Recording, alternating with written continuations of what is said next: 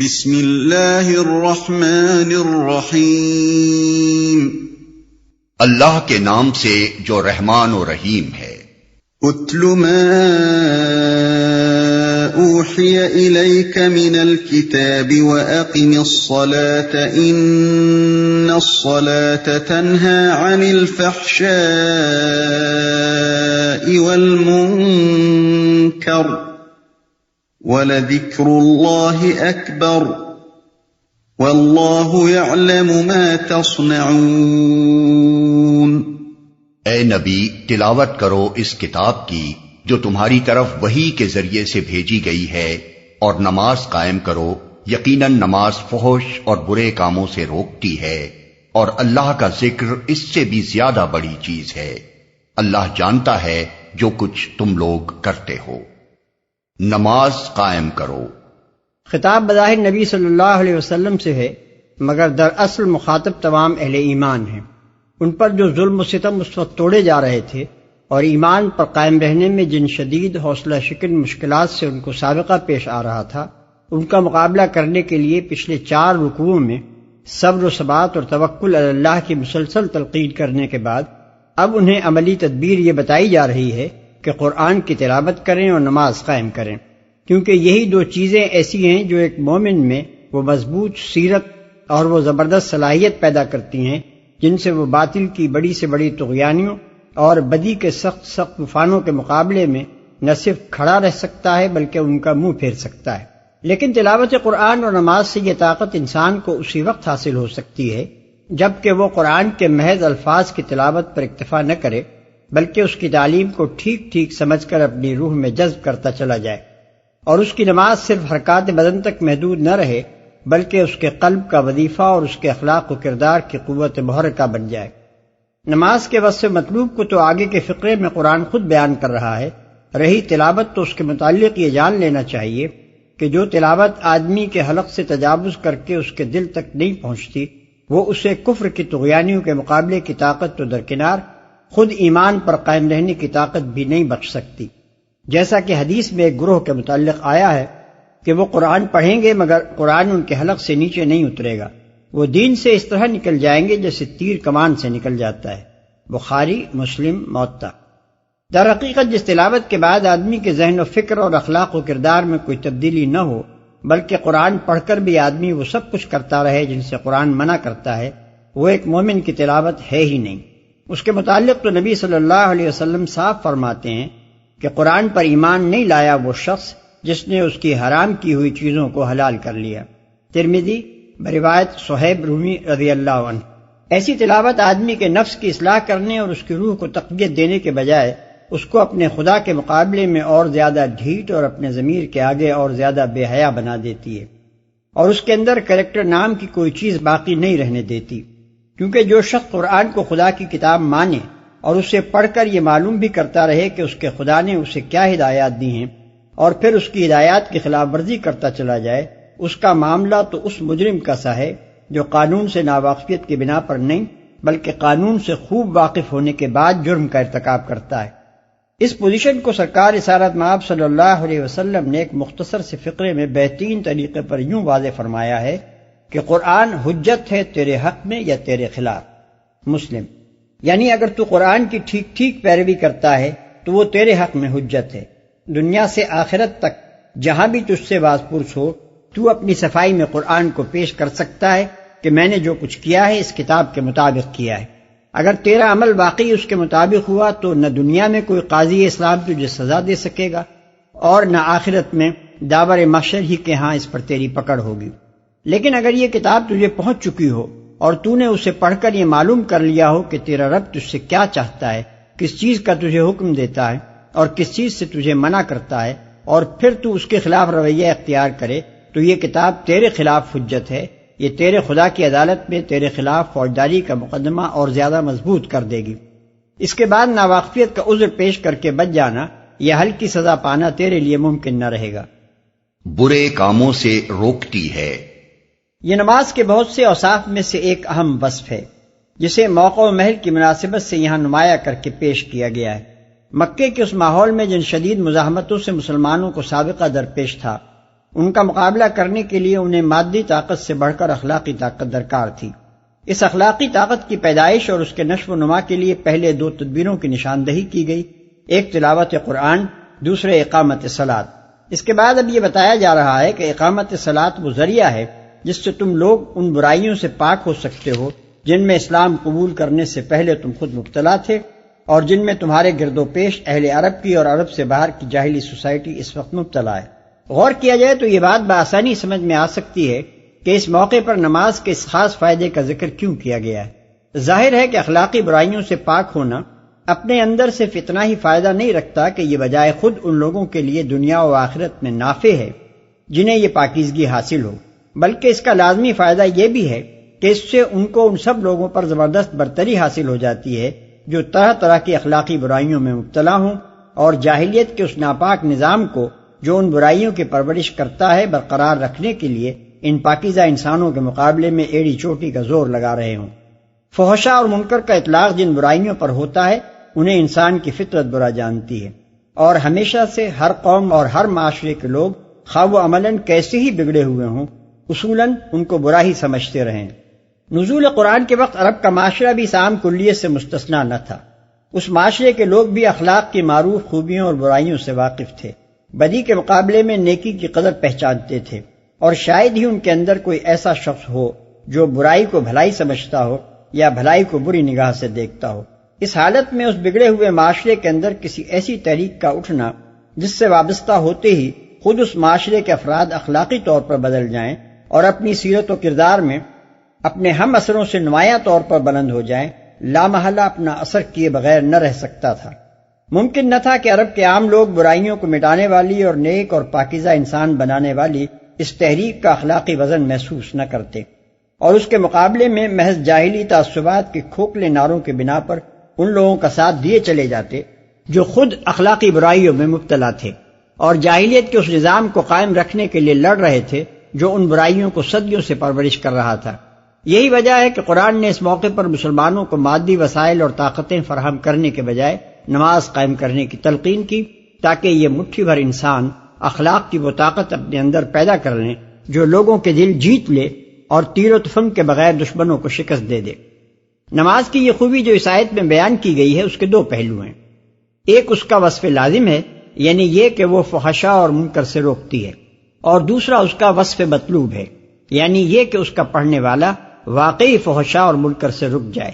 جہاں تک روکنے کا تعلق ہے، نماز لازماً یہ کام کرتی ہے۔ جو شخص بھی نماز کی نوعیت پر ذرا سا غور کرے گا وہ تسلیم کرے گا کہ انسان کو برائیوں سے روکنے کے لیے جتنے بریک بھی لگانے ممکن ہیں ان میں سب سے زیادہ کارگر بریک نماز ہی ہو سکتی ہے۔ آخر اس سے بڑھ کر مؤثر و مانع اور کیا ہو سکتا ہے کہ آدمی کو ہر روز دن میں 5 وقت خدا کی یاد کے لیے بلایا جائے اور اس کے ذہن میں یہ بات تازہ کی جائے کہ تو اس دنیا میں آزاد و خود مختار نہیں ہے بلکہ ایک خدا کا بندہ ہے، اور تیرا خدا وہ ہے جو تیرے کھلے اور چھپے تمام اعمال سے حتیٰ کہ تیرے دل کے ارادوں اور نیتوں تک سے واقف ہے، اور ایک وقت ضرور ایسا آنا ہے جب تجھے اس خدا کے سامنے پیش ہو کر اپنے اعمال کی جواب دہی کرنی ہوگی۔ پھر اس یاد دہانی پر بھی اکتفا نہ کی جائے بلکہ آدمی کو عملاً ہر نماز کے وقت اس بات کی مشق کرائی جاتی رہے کہ وہ چھپ کر بھی اپنے خدا کے کسی حکم کی خلاف ورزی نہ کرے۔ نماز کے لیے اٹھنے کے وقت سے لے کر نماز ختم کرنے تک مسلسل آدمی کو وہ کام کرنے پڑتے ہیں جن میں اس کے اور خدا کے سوا کوئی تیسری ہستی یہ جاننے والی نہیں ہوتی کہ اس شخص نے خدا کے قانون کی پابندی کی ہے یا اسے توڑ دیا ہے۔ مثلاً اگر آدمی کا وضو ساقط ہو چکا ہو اور وہ نماز پڑھنے کھڑا ہو جائے تو اس کے اور خدا کے سوا آخر کسے معلوم ہو سکتا ہے کہ وہ وضو سے نہیں ہے؟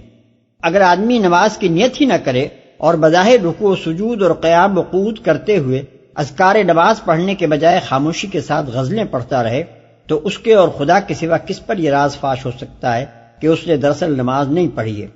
اس کے باوجود جب آدمی جسم اور لباس کی طہارت سے لے کر نماز کے ارکان اور اذکار تک قانون خداوندی کی تمام شرائط کے مطابق ہر روز 5 وقت نماز ادا کرتا ہے تو اس کے معنی یہ ہے کہ اس نماز کے ذریعے سے روزانہ کئی بار اس کے ضمیر میں زندگی پیدا کی جا رہی ہے، اس میں ذمہ داری کا احساس بیدار کیا جا رہا ہے، اسے فرشناس انسان بنایا جا رہا ہے، اور اس کو عملاً اس بات کی مشق کرائی جا رہی ہے کہ وہ خود اپنے جذبہ اطاعت کے زیر اثر خفیہ اور علانیہ ہر حال میں اس قانون کی پابندی کرے جس پر وہ ایمان لایا۔ خواہ خارج میں اس سے پابندی کرانے والی کوئی طاقت موجود ہو یا نہ ہو، اور خواہ دنیا کے لوگوں کو اس کے عمل کا حال معلوم ہو یا نہ ہو۔ اس لحاظ سے دیکھا جائے تو یہ ماننے کے سوا چارہ نہیں ہے کہ نماز صرف یہی نہیں کہ آدمی کو فحشاء و منکر سے روکتی ہے، بلکہ در حقیقت دنیا میں کوئی دوسرا طریق تربیت ایسا نہیں ہے جو انسان کو برائیوں سے روکنے کے معاملے میں اس درجہ مؤثر ہو۔ اب رہا یہ سوال کہ آدمی نماز کی پابندی اختیار کرنے کے بعد عملاً بھی برائیوں سے رکتا ہے یا نہیں، تو اس کا انحصار خود اس آدمی پر ہے جو اصلاح نفس کی یہ تربیت لے رہا ہو۔ وہ اس سے فائدہ اٹھانے کی نیت رکھتا ہو اور اس کی کوشش کرے تو نماز کے اصلاحی اثرات اس پر مترتب ہوں گے، ورنہ ظاہر ہے کہ دنیا کی کوئی تدبیر اصلاح بھی اس شخص پر کارگر نہیں ہو سکتی جو اس کا اثر قبول کرنے کے لیے تیار ہی نہ ہو یا جان بوجھ کر اس کی تاثیر کو دفع کرتا رہے۔ اس کی مثال ایسی ہے جیسے غذا کی لازمی خاصیت بدن کا تغذیہ اور نشو و نما ہے، لیکن یہ فائدہ اسی صورت میں حاصل ہو سکتا ہے جبکہ آدمی اسے جزو بدن بننے دے۔ اگر کوئی شخص ہر کھانے کے بعد فوراً ہی قے کر کے ساری غذا باہر نکالتا چلا جائے تو اس طرح کا کھانا اس کے لیے کچھ بھی نافع نہیں ہو سکتا۔ جس طرح ایسے شخص کی نظیر سامنے لا کر آپ یہ نہیں کہہ سکتے کہ غذا موجب تغذیہ بدن نہیں ہے کیونکہ فلاں شخص کھانا کھانے کے باوجود سوکھتا چلا جا رہا ہے، اسی طرح بدعمل نمازی کی مثال پیش کر کے آپ یہ نہیں کہہ سکتے کہ نماز برائیوں سے روکنے والی نہیں ہے کیونکہ فلاں شخص نماز پڑھنے کے باوجود بدعمل ہے۔ ایسے نمازی کے متعلق تو یہ کہنا زیادہ صحیح ہے کہ وہ در حقیقت نماز نہیں پڑھتا، جیسے کھانا کھا کر قے کر دینے والے کے متعلق یہ کہنا زیادہ صحیح ہے کہ وہ در حقیقت کھانا نہیں کھاتا۔ ٹھیک یہی بات ہے جو متعدد احادیث میں نبی صلی اللہ علیہ وسلم اور بعض اکابر صحابہ و تابعین سے مروی ہوئی ہے۔ عمران بن حسین کی روایت ہے کہ حضور صلی اللہ علیہ وسلم نے فرمایا، جسے اس کی نماز نے فحش اور برے کاموں سے نہ روکا اس کی نماز نہیں ہے۔ ابن ابی حاتم۔ ابن عباس رضی اللہ عنہ حضور صلی اللہ علیہ وسلم کا یہ ارشاد نقل کرتے ہیں کہ جس کی نماز نے اسے فحش اور برے کاموں سے نہ روکا اس کو اس کی نماز نے اللہ سے اور زیادہ دور کر دیا۔ ابن ابی حاتم طبرانی۔ یہی مضمون جناب حسن بصری رضی اللہ عنہ نے بھی حضور صلی اللہ علیہ وسلم سے مرسلاً روایت کیا ہے۔ ابن جریر بہقی۔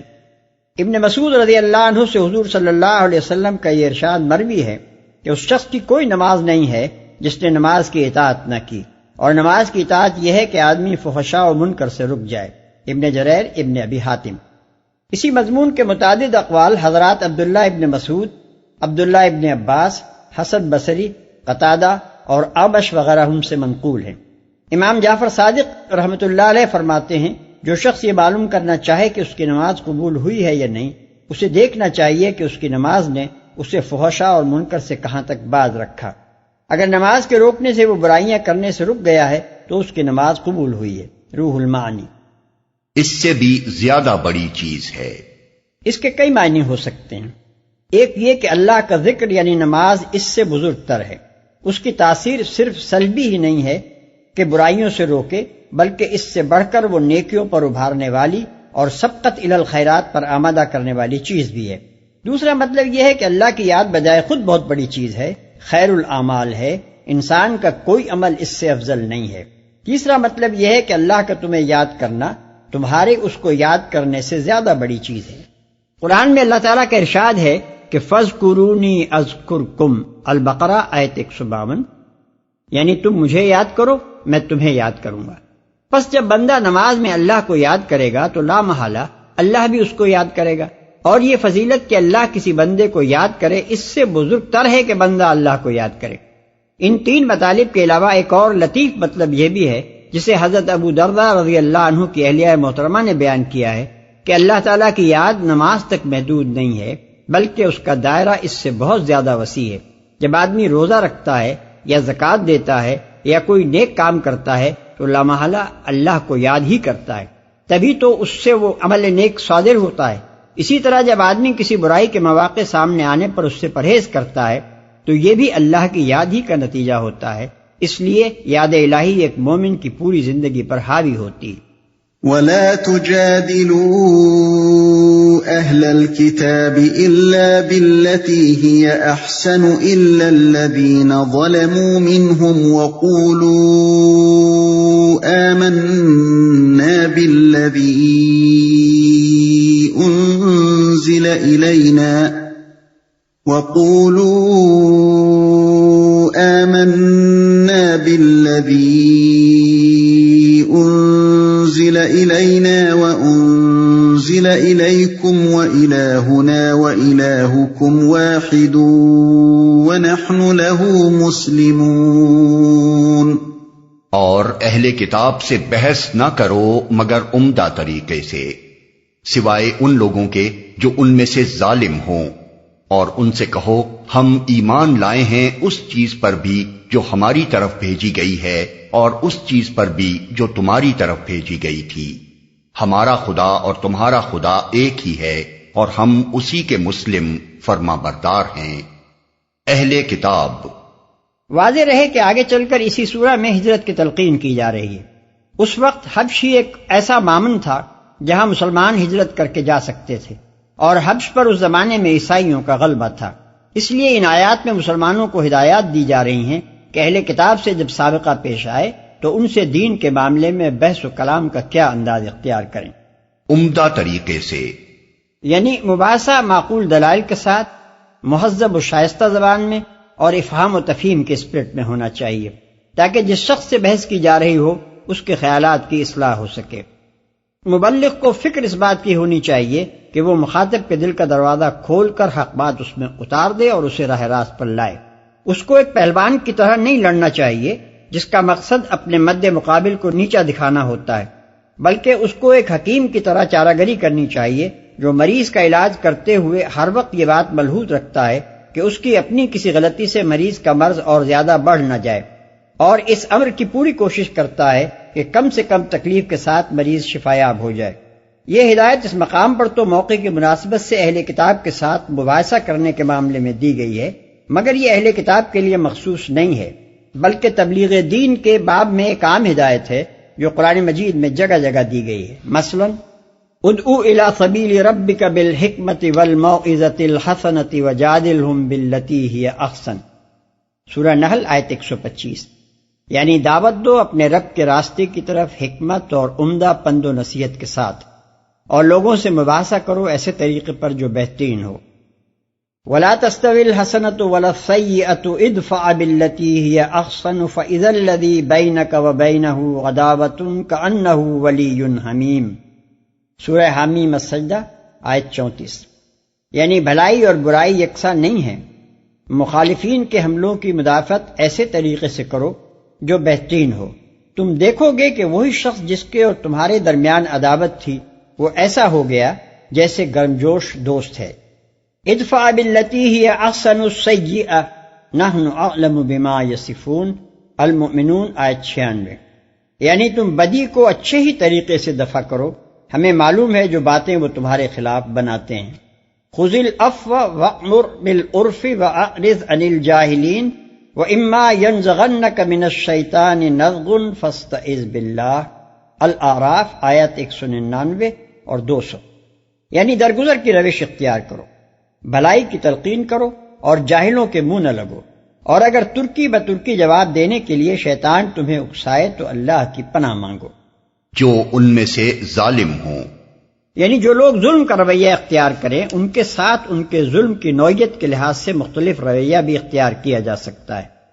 مطلب یہ ہے کہ ہر وقت ہر حال میں اور ہر طرح کے لوگوں کے مقابلے میں نرم و شیریں ہی نہ بنے رہنا چاہیے کہ دنیا دائی حق کی شرافت کو کمزوری اور مسکنت سمجھ بیٹھے۔ اسلام اپنے پیرووں کو شائستگی، شرافت اور معقولیت تو ضرور سکھاتا ہے، مگر عاجزی و مسکینی نہیں سکھاتا کہ وہ ہر ظالم کے لیے نرم چارہ بن کر رہیں۔ ہم اسی کے مسلم فرما بردار ہیں۔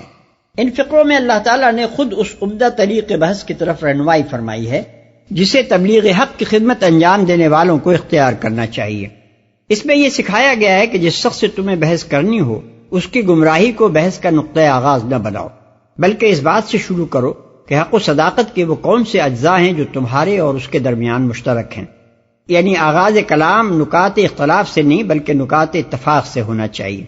پھر انہی متفق علیہ امور سے استدلال کر کے مخاطب کو یہ سمجھانے کی کوشش کرنی چاہیے کہ جن امور میں تمہارے اور اس کے درمیان اختلاف ہے ان میں تمہارا مسلک متفق علیہ بنیادوں سے مطابقت رکھتا ہے اور اس کا مسلک ان سے متضاد ہے۔ اس سلسلے میں یہ سمجھ لینا چاہیے کہ اہل کتاب مشرکین عرب کی طرح وحی و رسالت اور توحید کے منکر نہ تھے، بلکہ مسلمانوں کی طرح ان سب حقیقتوں کو مانتے تھے۔ ان بنیادی امور میں اتفاق کے بعد اگر کوئی بڑی چیز بنیاد اختلاف ہو سکتی تھی تو وہ یہ کہ مسلمان ان کے ہاں آئی ہوئی آسمانی کتابوں کو نہ مانتے اور اپنے ہاں آئی ہوئی کتاب پر ایمان لانے کی انہیں دعوت دیتے اور اس کے نہ ماننے پر انہیں کافر قرار دیتے۔ یہ جھگڑے کی بڑی مضبوط وجہ ہوتی، لیکن مسلمانوں کا موقف اس سے مختلف تھا۔ وہ تمام ان کتابوں کو برحق تسلیم کرتے تھے جو اہل کتاب کے پاس موجود تھیں، اور پھر اس وحی پر ایمان لائے تھے جو محمد صلی اللہ علیہ وسلم پر نازل ہوئی تھی۔ اس کے بعد یہ بتانا اہل کتاب کا کام تھا کہ کس معقول وجہ سے وہ خدا ہی کی نازل کردہ ایک کتاب کو مانتے اور دوسری کتاب کا انکار کرتے ہیں۔ اسی لیے اللہ تعالیٰ نے یہاں مسلمانوں کو تلقین فرمائی ہے کہ اہل کتاب سے جب سابقہ پیش آئے تو سب سے پہلے مثبت طور پر اپنا یہی موقف ان کے سامنے پیش کرو۔ ان سے کہو کہ جس خدا کو تم مانتے ہو اسی کو ہم مانتے ہیں اور ہم اس کے فرما بردار ہیں۔ اس کی طرف سے جو احکام و ہدایات اور تعلیمات بھی آئی ہیں ان سب کے آگے ہمارا سر تسلیم خم ہے، خواہ وہ تمہارے ہاں آئی ہوں یا ہمارے ہاں۔ ہم تو حکم کے بندے ہیں، ملک اور قوم اور نسل کے بندے نہیں ہیں کہ ایک جگہ خدا کا حکم آئے تو ہم مانیں اور اسی خدا کا حکم دوسری جگہ آئے تو ہم اس کو نہ مانیں۔ قرآن مجید میں یہ بات جگہ جگہ دہرائی گئی ہے، اور خصوصاً اہل کتاب سے جہاں سابقہ پیش آیا ہے وہاں تو اسے زور دے کر بیان کیا گیا ہے۔ مثال کے طور پر سورہ بقرہ آیات 4، 136، 177، 285، آل عمران آیت 84، النساء آیت 136، 150 تا 152، 162 تا 164، الشورى 13۔ وَكَذَلِكَ أَنزَلْنَا إِلَيْكَ الْكِتَابَ فَالَّذِينَ آتَيْنَاهُمُ الْكِتَابَ يُؤْمِنُونَ بِهِ وَمِنْ هَؤُلَاءِ مَن يُؤْمِنُ بِهِ وَمَا يَجْحَدُ بِآيَاتِنَا إِلَّا الْكَافِرُونَ۔ اے نبی، ہم نے اسی طرح تمہاری طرف کتاب نازل کی ہے، اس لیے وہ لوگ جن کو ہم نے پہلے کتاب دی تھی وہ اس پر ایمان لاتے ہیں، اور ان لوگوں میں سے بھی بہت سے اس پر ایمان لا رہے ہیں، اور ہماری آیات کا انکار صرف کافر ہی کرتے ہیں۔ تمہاری طرف کتاب نازل کی ہے، اس کے دو مطلب ہو سکتے ہیں۔ ایک یہ کہ جس طرح پہلے انبیاء پر ہم نے کتابیں نازل کی تھی اسی طرح اب یہ کتاب تم پر نازل کی ہے۔ دوسرا یہ کہ ہم نے اسی تعلیم کے ساتھ یہ کتاب نازل کی ہے کہ ہماری پچھلی کتابوں کا انکار کر کے نہیں بلکہ ان سب کا اقرار کرتے ہوئے اسے مانا جائے۔ وہ اس پر ایمان لاتے ہیں۔ سیاق و سباق خود بتا رہا ہے کہ اس سے مراد تمام اہل کتاب نہیں ہیں بلکہ وہ اہل کتاب ہیں جن کو کتب الہیہ کا صحیح علم و فہم نصیب ہوا تھا، جو چار پائے برو کتاب چند کے مصداق محض کتاب بردار قسم کے اہل کتاب نہیں تھے بلکہ حقیقی معنی میں اہل کتاب تھے۔ ان کے سامنے جب اللہ تعالیٰ کی طرف سے اس کی پچھلی کتابوں کی تصدیق کرتی ہوئی یہ آخری کتاب آئی تو انہوں نے کسی ضد اور ہٹ دھرمی اور تعصب سے کام نہ لیا اور اسے بھی ویسے ہی اخلاص کے ساتھ تسلیم کر لیا جس طرح پچھلی کتابوں کو تسلیم کرتے تھے۔ اس پر ایمان لا رہے ہیں۔ ان لوگوں کا اشارہ اہل عرب کی طرف ہے، مطلب یہ ہے کہ حق پسند لوگ ہر جگہ اس پر ایمان لا رہے ہیں، خواہ وہ اہل کتاب میں سے ہوں یا غیر اہل کتاب میں سے۔ انکار صرف کافر ہی کرتے ہیں۔ یہاں کافر سے مراد وہ لوگ ہیں جو اپنے تعصبات کو چھوڑ کر حق بات ماننے کے لیے تیار نہیں ہیں، یا وہ جو اپنی خواہشات نفس اور اپنی بے لگام آزادیوں پر پابندیاں قبول کرنے سے جی چراتے ہیں اور اس بنا پر حق کا انکار کرتے ہیں۔ وَمَا كُنْتَ تَتْلُو مِنْ قَبْلِهِ مِنْ كِتَابٍ وَلَا تَخُطُّهُ بِيَمِينِكَ إِذًا لَارْتَابَ الْمُبْطِلُونَ۔ اے نبی، تم اس سے پہلے کوئی کتاب نہیں پڑھتے تھے اور نہ اپنے ہاتھ سے لکھتے تھے، اگر ایسا ہوتا تو باطل پرست لوگ شک میں پڑ سکتے تھے۔ یہ نبی صلی اللہ علیہ وسلم کی نبوت کے ثبوت میں وہی استدلال ہے جو اس سے پہلے سورہ یونس اور سورہ قصص میں گزر چکا ہے۔ اس آیت میں استدلال کی بنیاد یہ ہے کہ نبی صلی اللہ علیہ وسلم ان پڑھ تھے۔ آپ کے اہل وطن اور رشتہ و برادری کے لوگ جن کے درمیان روز پیدائش سے سن کہولت کو پہنچنے تک آپ کی ساری زندگی بسر ہوئی تھی، اس بات سے خوب واقف تھے کہ آپ نے عمر بھر نہ کبھی کوئی کتاب پڑھی نہ کبھی قلم ہاتھ میں لیا۔ اس امر واقعہ کو پیش کر کے اللہ تعالیٰ فرماتا ہے کہ یہ اس بات کا کھلا ہوا ثبوت ہے کہ کتب آسمانی کی تعلیمات، انبیاء سابقین کے حالات، مذاہب و ادیان کے عقائد، قدیم قوموں کی تاریخ اور تمدن و اخلاق و معیشت کے اہم مسائل پر جس وسیع اور گہرے علم کا اظہار اس امی کی زبان سے ہو رہا ہے، یہ اس کو وحی کے سوا کسی دوسرے ذریعے سے حاصل نہیں ہو سکتا تھا۔ اگر اس کو نوشت و خوان کا علم ہوتا اور لوگوں نے کبھی اسے کتابیں پڑھتے اور مطالعہ و تحقیق کرتے دیکھا ہوتا تو باطل پرستوں کے لیے یہ شک کرنے کی کچھ بنیاد ہو بھی سکتی تھی کہ یہ علم وحی سے نہیں بلکہ اخذ و اکتساب سے حاصل کیا گیا ہے، لیکن اس کی امیت نے تو ایسے کسی شک کے لیے برائے نام بھی کوئی بنیاد باقی نہیں چھوڑی ہے۔ اب خالص ہٹ درمی کے سوا اس کی نبوت کا انکار کرنے کی اور کوئی وجہ نہیں ہے جسے کسی درجے میں بھی معقول کہا جا سکتا ہو۔ بل هو آیات بینات فی صدور الذین اوتوا العلم وما يجحد بآیاتنا الا الظالمون۔ دراصل یہ روشن نشانیاں ہیں ان لوگوں کے دلوں میں جنہیں علم بخشا گیا ہے، اور ہماری آیات کا انکار نہیں کرتے مگر وہ جو ظالم ہیں جنہیں علم بخشا گیا ہے۔ یعنی ایک امی کا قرآن جیسی کتاب پیش کرنا اور یکایک ان غیر معمولی کمالات کا مظاہرہ کرنا جن کے لیے کسی سابقہ تیاری کے آثار کبھی کسی کے مشاہدے میں نہیں آئے، یہی دانش و بینش رکھنے والوں کی نگاہ میں اس کی پیغمبری پر دلالت کرنے والی روشن ترین نشانیاں ہیں۔ دنیا کی تاریخی ہستیوں میں سے جس کے حالات کا بھی جائزہ لیا جائے، آدمی اس کے اپنے ماحول میں ان اسباب کا پتہ چلا سکتا ہے جو اس کی شخصیت بنانے اور اس سے ظاہر ہونے والے کمالات کے لیے اس کو تیار کرنے میں کار فرما تھے۔ اس کے ماحول اور اس کی شخصیت کے اجزائے ترکیبی میں کھلی مناسبت پائی جاتی ہے، لیکن محمد صلی اللہ علیہ وسلم کی شخصیت جن حیرت انگیز کمالات کی مظہر تھی ان کا کوئی ماخذ آپ کے ماحول میں تلاش نہیں کیا جا سکتا۔ یہاں نہ اس وقت کے عربی معاشرے میں اور نہ گرد و پیش کے جن ممالک سے عرب کے تعلقات تھے ان کے معاشرے میں، کہیں دور دراز سے بھی وہ عناصر ڈھونڈ کر نہیں نکالے جا سکتے جو محمد صلی اللہ علیہ وسلم کی شخصیت کے اجزائے ترکیبی سے کوئی مناسبت رکھتے ہوں۔ یہی حقیقت ہے جس کی بنا پر یہاں فرمایا گیا ہے کہ محمد صلی اللہ علیہ وسلم کی ذات ایک نشانی نہیں بلکہ بہت سی روشن نشانیوں کا مجموعہ ہے۔ جاہل آدمی کو اس میں کوئی نشانی نظر نہ آتی ہو تو نہ آئے، مگر جو لوگ علم رکھنے والے ہیں وہ ان نشانیوں کو دیکھ کر اپنے دلوں میں قائل ہو گئے ہیں کہ یہ شان ایک پیغمبر ہی کی ہو سکتی ہے۔ وَقَالُوا لَوْلَا أُنزِلَ عَلَيْهِ آيَاتٌ مِّن رَّبِّهِ قُلْ إِنَّمَا الْآيَاتُ عِندَ اللَّهِ وَإِنَّمَا أَنَا نَذِيرٌ مُّبِينٌ۔ یہ لوگ کہتے ہیں کہ کیوں نہ اتاری گئی اس شخص پر نشانیاں اس کے رب کی طرف سے؟ کہو نشانیاں تو اللہ کے پاس ہیں اور میں صرف خبردار کرنے والا ہوں کھول کھول کر۔ نشانیاں یعنی معجزات جنہیں دیکھ کر یقین آئے کہ واقعی محمد صلی اللہ علیہ وسلم اللہ کے نبی ہیں۔ اولم یکفہم انا انزلنا علیک الکتاب یتلی علیہم ان فی ذلک لرحمۃ وذکری لقوم یؤمنون۔ اور کیا ان لوگوں کے لیے یہ نشانی کافی نہیں ہے کہ ہم نے تم پر کتاب نازل کی جو انہیں پڑھ کر سنائی جاتی ہے؟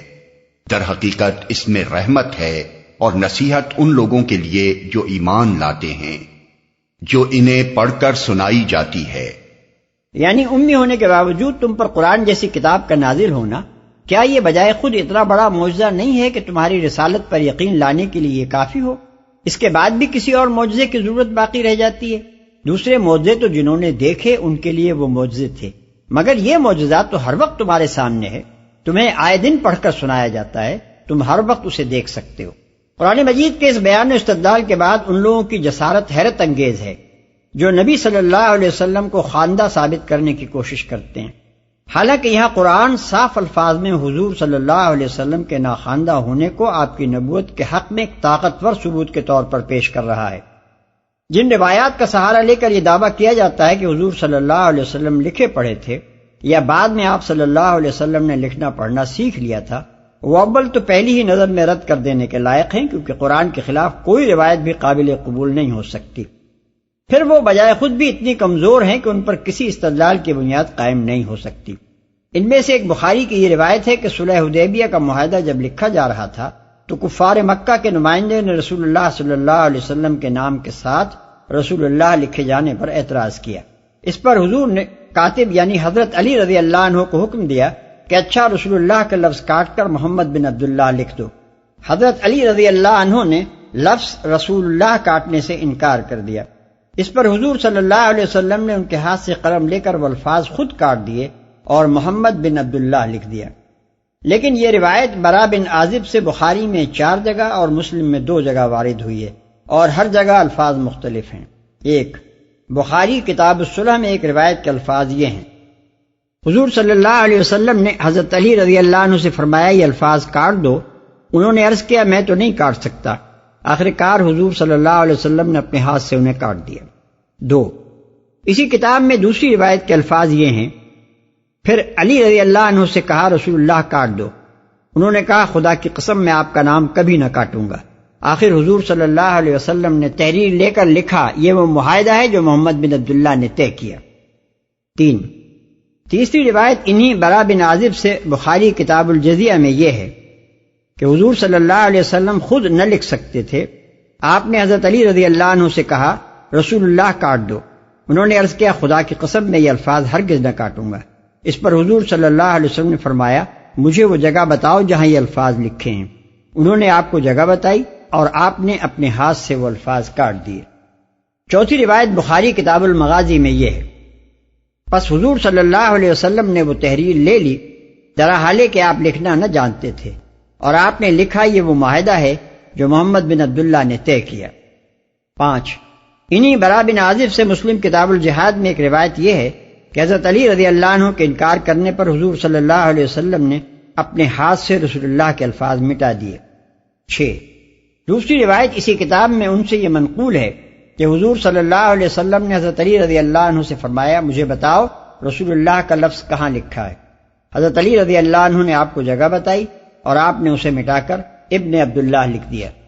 روایات کا یہ اضطراب صاف بتا رہا ہے کہ بیچ کے راویوں نے حضرت براء ابن عازب رضی اللہ عنہ کے الفاظ جو کہ تو نقل نہیں کیے، اس لیے ان میں سے کسی ایک کی نقل پر بھی ایسا مکمل اعتماد نہیں کیا جا سکتا کہ یقینی طور پر یہ کہا جا سکے کہ حضور صلی اللہ علیہ وسلم نے محمد بن عبداللہ کے الفاظ اپنے دست مبارک ہی سے لکھے تھے۔ ہو سکتا ہے کہ صحیح صورت واقعہ یہ ہو کہ جب حضرت علی رضی اللہ عنہ نے رسول اللہ کا لفظ مٹانے سے انکار کر دیا تو آپ نے اس کی جگہ ان سے پوچھ کر یہ لفظ اپنے ہاتھ سے مٹا دیا ہو، اور پھر ان سے یا کسی دوسرے کاتب سے ابن عبداللہ کے الفاظ لکھوا دیے ہوں۔ دوسری روایت سے معلوم ہوتا ہے کہ اس موقع پر صلح نامہ 2 کاتب لکھ رہے تھے، ایک حضرت علی رضی اللہ عنہ اور دوسرے محمد بن مسلمہ۔ فتح الباری جلد 5 صفحہ 217۔ اس لیے یہ امر بعید نہیں ہے کہ جو کام ایک کاتب نے نہ کیا تھا وہ دوسرے کاتب سے لے لیا گیا۔ تاہم اگر واقعہ یہی ہو کہ حضور صلی اللہ علیہ وسلم نے اپنا نام اپنے ہی دست مبارک سے لکھا ہو تو ایسی مثالیں دنیا میں بکثرت پائی جاتی ہیں کہ ان پڑھ لوگ صرف اپنا نام لکھنا سیکھ لیتے ہیں، باقی کوئی چیز نہ پڑھ سکتے ہیں نہ لکھ سکتے ہیں۔ دوسری روایت جس کی بنا پر نبی صلی اللہ علیہ وسلم کے خواندہ ہونے کا دعویٰ کیا گیا ہے مجاہد سے ابن ابی شیبہ اور عمر بن شبہ نے نقل کی ہے۔ اس کے الفاظ یہ ہیں کہ رسول اللہ صلی اللہ علیہ وسلم اپنی وفات سے پہلے لکھنا پڑھنا سیکھ چکے تھے، لیکن اول تو یہ سندن بہت ضعیف روایت ہے، جیسا کہ حافظ ابن کثیر فرماتے ہیں فضعیف لا اصل لہ۔ دوسرے اس کی کمزوری یوں بھی واضح ہے کہ اگر حضور صلی اللہ علیہ وسلم نے فی الواقع بعد میں لکھنا پڑھنا سیکھا ہوتا تو یہ بات مشہور ہو جاتی، بہت سے صحابہ اس کو روایت کرتے اور یہ بھی معلوم ہو جاتا کہ حضور صلی اللہ علیہ وسلم نے کس شخص یا کن اشخاص سے یہ تعلیم حاصل کی تھی۔ لیکن سوائے ایک عون بن عبداللہ کے جن سے مجاہد نے بھی یہ بات سنی اور کوئی شخص اسے روایت نہیں کرتا، اور یہ عون بھی صحابی نہیں بلکہ تابعی ہیں جنہوں نے قطعاً یہ نہیں بتایا کہ انہیں کس صحابی یا کن صحابیوں سے اس واقعے کا علم حاصل ہوا۔ ظاہر ہے کہ ایسی کمزور روایتوں کی بنیاد پر کوئی ایسی بات قابل تسلیم نہیں ہو سکتی جو مشہور و معروف واقعات کی تردید کرتی ہو۔ جو ایمان لاتے ہیں، یعنی بلا شبہ اس کتاب کا نزول اللہ تعالیٰ کی بہت بڑی مہربانی ہے، اور یہ بندوں کے لیے بڑی پند و نصیحت پر مشتمل ہے، مگر اس کا فائدہ صرف وہی لوگ اٹھا سکتے ہیں جو اس پر ایمان لائیں۔ قل كفى بالله بيني وبينكم شهيدا يعلم ما في السماوات والأرض والذين آمنوا بالباطل وكفروا بالله أولئك هم الخاسرون۔ اے نبی کہو کہ میرے اور تمہارے درمیان اللہ گواہی کے لیے کافی ہے، وہ آسمانوں اور زمین میں سب کچھ جانتا ہے۔ جو لوگ باطل کو مانتے ہیں اور اللہ سے کفر کرتے ہیں وہی خسارے میں رہنے والے ہیں۔ وَيَسْتَعْجِلُونَكَ بِالْعَذَابِ وَلَوْلَا أَجَلٌ مُّسَمًّى لَّجَاءَهُمُ الْعَذَابُ وَلَيَأْتِيَنَّهُم بَغْتَةً وَهُمْ لَا يَشْعُرُونَ۔ یہ لوگ تم سے عذاب جلدی لانے کا مطالبہ کرتے ہیں، اگر ایک وقت مقرر نہ کر دیا گیا ہوتا تو ان پر عذاب آ چکا ہوتا، اور یقیناً اپنے وقت پر وہ آ کر رہے گا اچانک، اس حال میں کہ انہیں خبر بھی نہ ہوگی۔ عذاب جلدی لانے کا مطالبہ کرتے ہیں، یعنی بار بار چیلنج کے انداز میں مطالبہ کر رہے ہیں کہ اگر تم رسول ہو اور ہم واقعی حق کو جھٹلا رہے ہیں تو ہم پر وہ عذاب کیوں نہیں لے آتے جس کے ڈراوے تم ہمیں دیا کرتے ہو۔ يَسْتَعْجِلُونَكَ بِالْعَذَابِ وَإِنَّ جَهَنَّمَ لَمُحِيطَةٌ بِالْكَافِرِينَ يَوْمَ يَغْشَاهُمُ الْعَذَابُ مِنْ فَوْقِهِمْ وَمِنْ تَحْتِ أَرْجُلِهِمْ وَيَقُولُ ذُوقُوا مَا كُنْتُمْ تَعْمَلُونَ۔ یہ تم سے عذاب جلدی لانے کا مطالبہ کرتے ہیں حالانکہ جہنم ان کافروں کو گھیرے میں لے چکی ہے، اور انہیں پتہ چلے گا اس روز جبکہ عذاب انہیں اوپر سے بھی ڈھانک لے گا اور پاؤں کے نیچے سے بھی، اور کہے گا کہ اب چکھو مزہ ان کرتوتوں کا جو تم کرتے تھے۔ یا عبادی الذین آمنوا ان ارضی واسعۃ فإیایا فاعبدون۔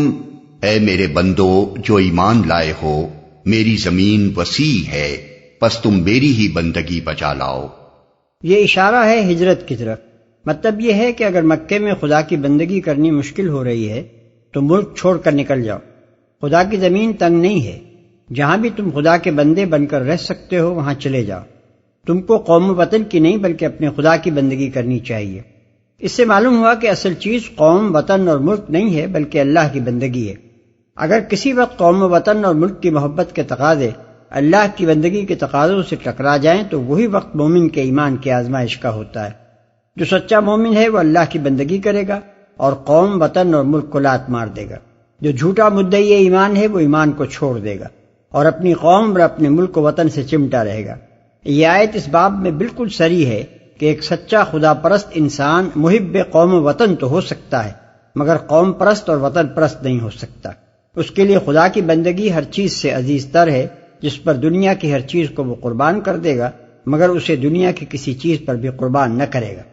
کل نفس ذائقۃ الموت ثم الینا ترجعون۔ ہر متنفس کو موت کا مزہ چکھنا ہے، پھر تم سب ہماری ہی طرف پلٹا کر لائے جاؤ گے۔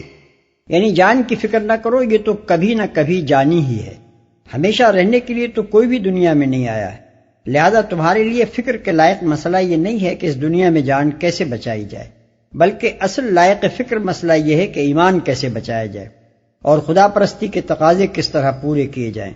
آخر کار تمہیں پلٹ کر ہماری طرف ہی آنا ہے۔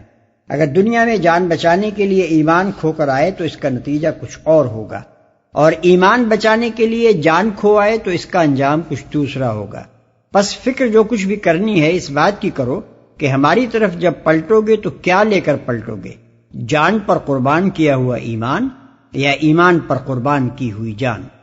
والذين آمنوا وعملوا الصالحات لنبوئنهم من الجنة غرفا تجري من تحتها الأنهار خالدين فيها نعم أجر العاملين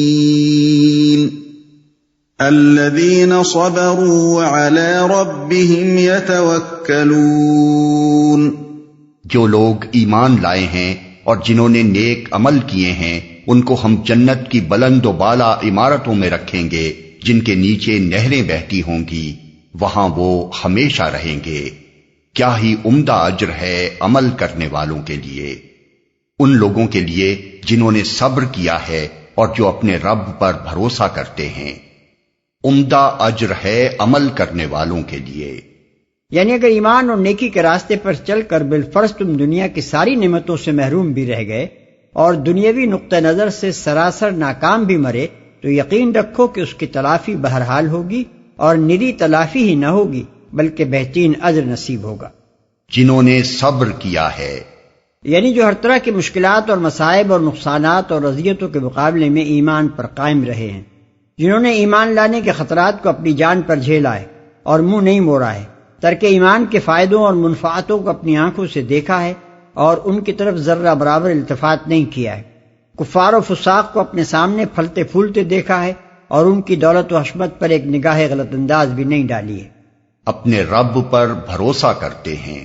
یعنی جنہوں نے بھروسہ اپنی جائیدادوں اور اپنے کاروبار اور اپنے کنبے قبیلے پر نہیں بلکہ اپنے رب پر کیا، جو اسباب دنیاوی سے قطع نظر کر کے محض اپنے رب کے بھروسے پر ایمان کی خاطر ہر خطرہ سہنے اور ہر طاقت سے ٹکرا جانے کے لیے تیار ہو گئے، اور وقت آیا تو گھر بار چھوڑ کر نکل کھڑے ہوئے۔ جنہوں نے اپنے رب پر یہ اعتماد کیا کہ ایمان اور نیکی پر قائم رہنے کا اجر اس کے ہاں کبھی ضائع نہ ہوگا، اور یقین رکھا کہ وہ اپنے مومن و صالح بندوں کی اس دنیا میں بھی دستگیری فرمائے گا اور آخرت میں بھی ان کے عمل کا بہترین بدلہ دے گا۔ وَكَأَيٍّ مِّن دَابَّةٍ لَّا تَحْمِلُ رِزْقَهَا اللَّهُ يَرْزُقُهَا وَإِيَّاكُمْ وَهُوَ السَّمِيعُ الْعَلِيمُ۔ کتنے ہی جانور ہیں جو اپنا رزق اٹھائے نہیں پھرتے، اللہ ان کو رزق دیتا ہے اور تمہارا رازق بھی وہی ہے، وہ سب کچھ سنتا اور جانتا ہے۔ یعنی ہجرت کرنے میں تمہیں فکر جان کی طرح فکر روزگار سے بھی پریشان نہ ہونا چاہیے۔ آخر یہ بے شمار چرند و پرند اور آبی حیوانات جو تمہاری آنکھوں کے سامنے ہوا اور خشکی اور پانی میں پھر رہے ہیں، ان میں سے کون اپنا رزق اٹھائے پھرتا ہے؟ اللہ ہی تو ان سب کو پال رہا ہے۔ جہاں جاتے ہیں اللہ کے فضل سے ان کو کسی نہ کسی طرح رزق مل ہی جاتا ہے۔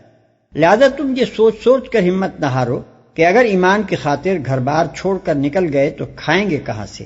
اللہ جہاں سے اپنی بے شمار مخلوق کو رزق دے رہا ہے تمہیں بھی دے گا۔ ٹھیک یہی بات ہے جو سیدنا مسیح علیہ السلام نے اپنے حواریوں سے فرمائی تھی۔ انہوں نے فرمایا، کوئی آدمی دو مالکوں کی خدمت نہیں کر سکتا، کیونکہ یا تو ایک سے عداوت رکھے گا اور دوسرے سے محبت، یا ایک سے ملا رہے گا اور دوسرے کو ناچیز جانے گا۔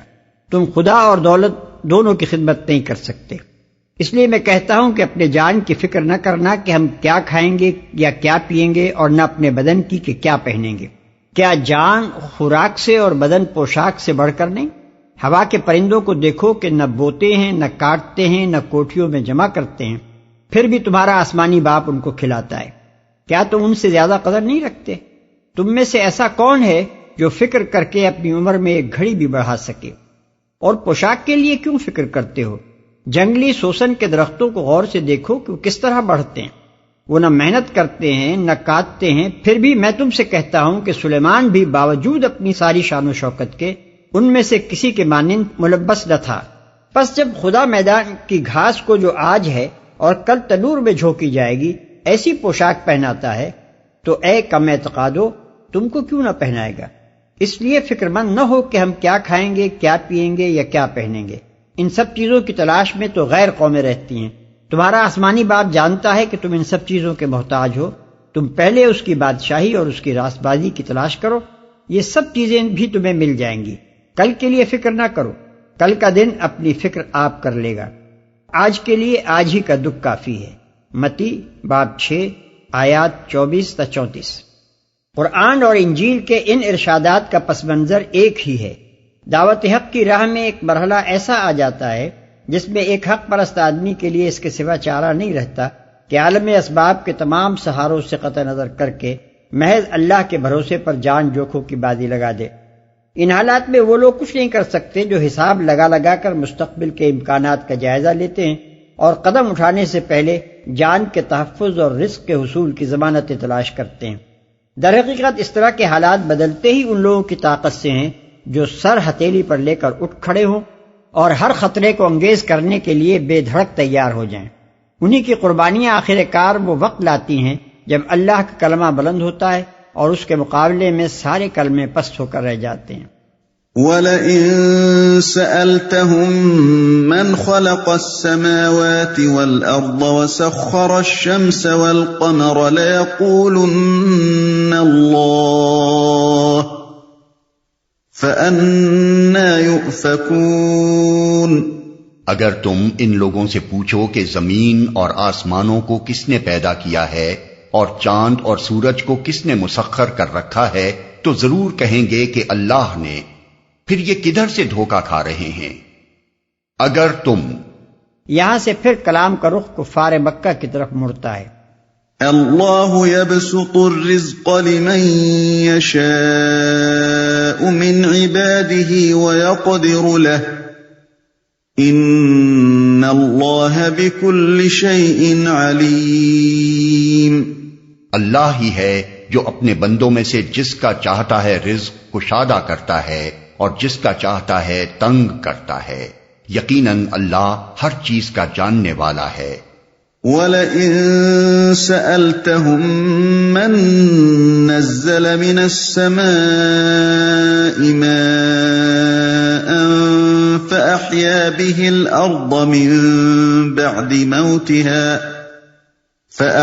بِهِ الْأَرْضَ مِن بَعْدِ مَوْتِهَا لَيَقُولُنَّ اللَّهُ قُلِ الْحَمْدُ لِلَّهِ بل اکثرهم لا يعقلون۔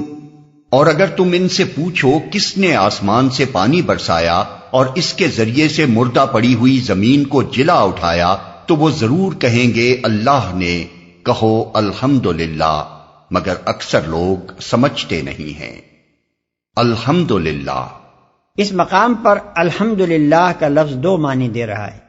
ایک یہ کہ جب یہ سارے کام اللہ کے ہیں تو پھر حمد کا مستحق بھی صرف وہی ہے، دوسروں کو حمد کا استحقاق کہاں سے پہنچ گیا؟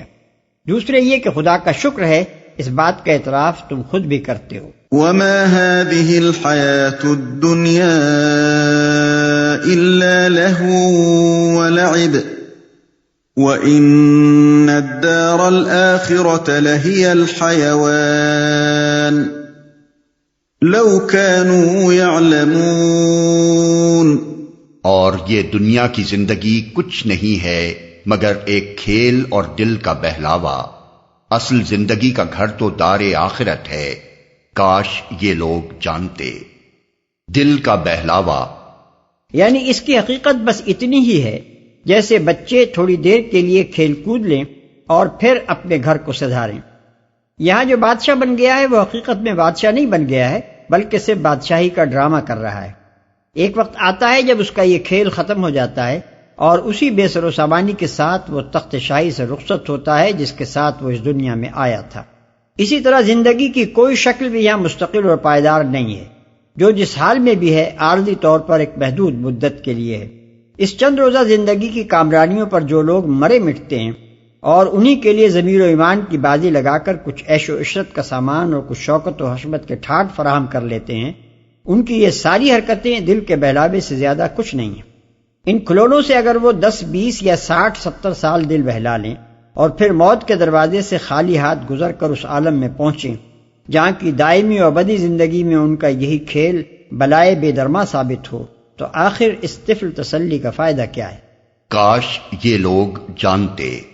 یعنی اگر یہ لوگ اس حقیقت کو جانتے کہ دنیا کی موجودہ زندگی صرف ایک مہلت امتحان ہے اور انسان کے لیے اصل زندگی جو ہمیشہ ہمیشہ باقی رہنے والی ہے آخرت کی زندگی ہے، تو وہ یہاں امتحان کی مدت کو اس لہو و لعب میں ضائع کرنے کے بجائے اس کا ایک ایک لمحہ ان کاموں میں استعمال کرتے جو اس ابدی زندگی میں بہتر نتائج پیدا کرنے والے ہوں۔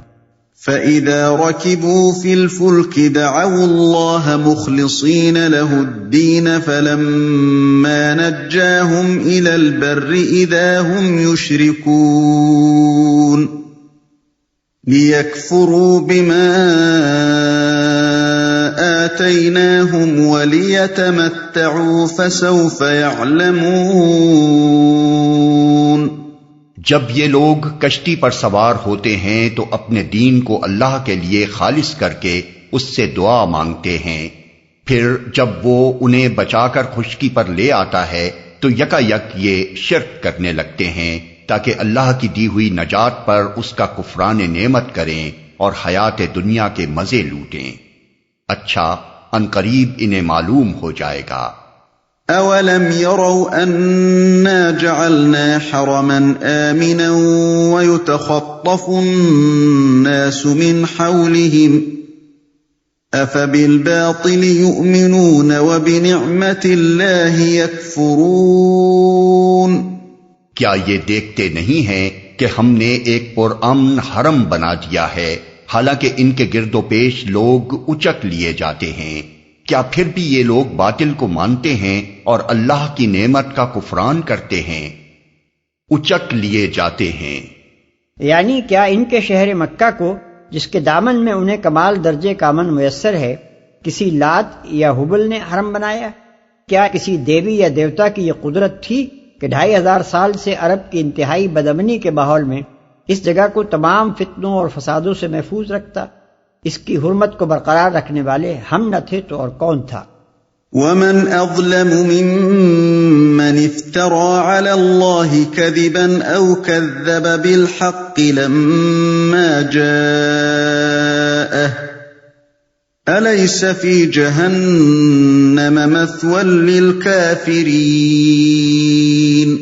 اس شخص سے بڑا ظالم کون ہوگا جو اللہ پر جھوٹ باندھے یا حق کو جھٹلائے جبکہ وہ اس کے سامنے آ چکا ہو؟ کیا ایسے کافروں کا ٹھکانہ جہنم ہی نہیں ہے؟ اس کے سامنے آ چکا ہو، یعنی نبی نے دعوی رسالت کیا ہے اور تم نے اسے جھٹلا دیا۔ اب معاملہ دو حال سے خالی نہیں، اگر نبی نے اللہ کا نام لے کر جھوٹا دعویٰ کیا ہے تو اس سے بڑا ظالم کوئی نہیں، اور اگر تم نے سچے نبی کی تکذیب کی ہے تو پھر تم سے بڑا ظالم کوئی نہیں۔ وَالَّذِينَ جَاهَدُوا فِينَا لَنَهْدِيَنَّهُمْ سُبُلَنَا وَإِنَّ اللَّهَ لَمَعَ الْمُحْسِنِينَ۔ جو لوگ ہماری خاطر مجاہدہ کریں گے انہیں ہم اپنے راستے دکھائیں گے، اور یقیناً اللہ نیکوکاروں ہی کے ساتھ ہے۔ اپنے راستے دکھائیں گے۔ مجاہدے کی تشریح اسی سورہ عنکبوت کی تفسیر میں پہلے گزر چکی ہے۔ وہاں یہ فرمایا گیا تھا کہ جو شخص مجاہدہ کرے گا وہ اپنی ہی بھلائی کے لیے کرے گا۔ آیت 6 یہاں یہ اطمینان دلایا جا رہا ہے کہ جو لوگ اللہ کی راہ میں اخلاص کے ساتھ دنیا بھر سے کشمکش کا خطرہ مول لے لیتے ہیں انہیں اللہ تعالیٰ ان کے حال پر نہیں چھوڑ دیتا، بلکہ وہ ان کی دستگیری اور رہنمائی فرماتا ہے اور اپنی طرف آنے کی راہیں ان کے لیے کھول دیتا ہے۔ وہ قدم قدم پر انہیں بتاتا ہے کہ ہماری خوشنودی تم کس طرح حاصل کر سکتے ہو، ہر موڑ پر انہیں روشنی دکھاتا ہے کہ راہ راست کدھر ہے اور غلط راستے کون سے ہیں۔ جتنی نیک نیتی اور خیر طلبی ان میں ہوتی ہے اتنی ہی اللہ کی مدد اور توفیق اور ہدایت بھی ان کے ساتھ رہتی ہے۔